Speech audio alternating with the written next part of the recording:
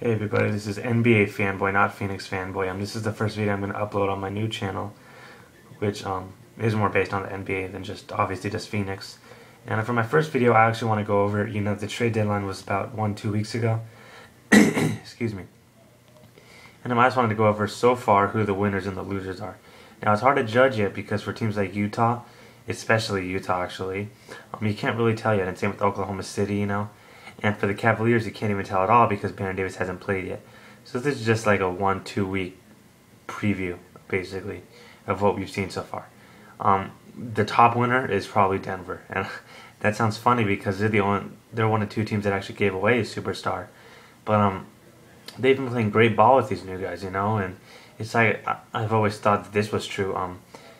It's good to have more decent players than less decent players than one superstar. And we've seen that with the Cavaliers, as compared to like the Celtics. The Celtics don't have a superstar, There were 4 Celtics in the All-Star game, but understand that none of them at all were starters because they don't have a superstar on their roster, and that's not a bad thing, It's just the truth.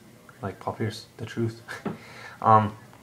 Speaking of the Celtics, I thought they lost. And without Kendrick Perkins, they lost a lot of the toughness and the ferocity that this team had.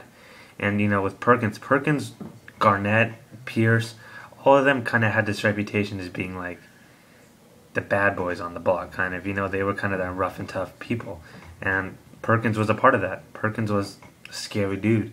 He had that stare that was scary. It was scary to a lot of players. So, and you replace that with a softy like Kristich. And I don't mean to offend Kristich, but he's not that tough. He's not strong. And that's just the truth. It's the honest truth. So I don't know. I don't think the Celtics really made out in this deal. Kristich is not going to be as good, and he's not going to be a starter as Perkins was.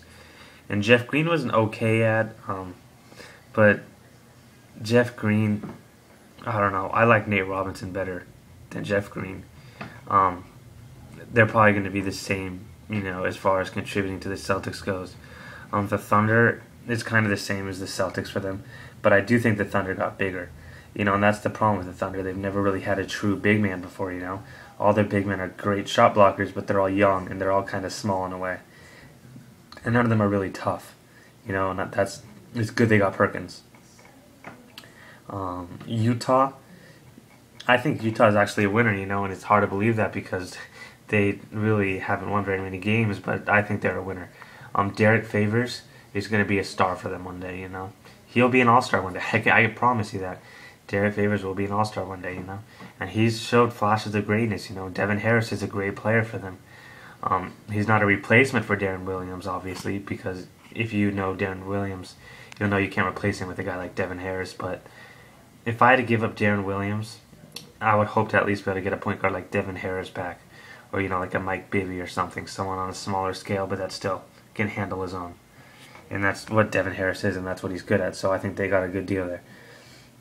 A couple more of the smaller trades, like I said, the Cavaliers against the Clippers.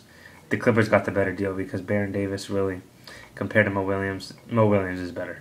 And that's just being honest, And Mo Williams looks like he fits right into a Clipper jersey, I guess. And poor Baron Davis, I really feel for Baron Davis because he was on the Clippers all the years they sucked. And now that they started getting better, they trade him away to the worst team again. So it kind of sucks on Baron Davis' part. But, and I'm sure Baron Davis was having a lot of fun with Blake Griffin. And I forgot who said it exactly, but going from Blake Griffin to J.J. Hickson, that's a real downgrade. And DeAndre Jordan, too, actually, for the Clippers. But yeah, I think, and I guess the Knicks, we can talk about the Knicks a little bit. The Knicks are my third team. The third best, behind those 2 teams that I named, the Jazz and the Nuggets, the Knicks. The Knicks cut another superstar, and they're 1 away from matching the Miami 3 for 3. And if you count Chauncey Billups, then they have that third guy. Chauncey Billups isn't on the level as Wade, LeBron, Bosh, Stoudemire, and Carmelo, so that's why I'm not counting him as a third, but, that's the kind of player that you need. You need a lot of role players around. And that's why I think they might be, after you give them some time, better than Miami. Because they have 2 superstars, yes, but they also have role players all around them, Billups is better than the Heat point guard. Arroyo, Chalmers, or whoever they start now. I don't even know. Um, so yeah, so that's pretty much it. A couple of the smaller trades like Phoenix Suns and Houston Rockets, the Brooks Dragic trade, those are kind of neutral, I guess. Brooks is better for the Suns with the run and gun, but Dragic has a lot of potential, and the Rockets might have found another good point guard for their team. I don't know, but my all overall winner was Denver, and I think because of it, Denver still has a chance at making a deep playoff run. So that's about it. So thanks for watching, everybody, and I will see you guys next time. Bye.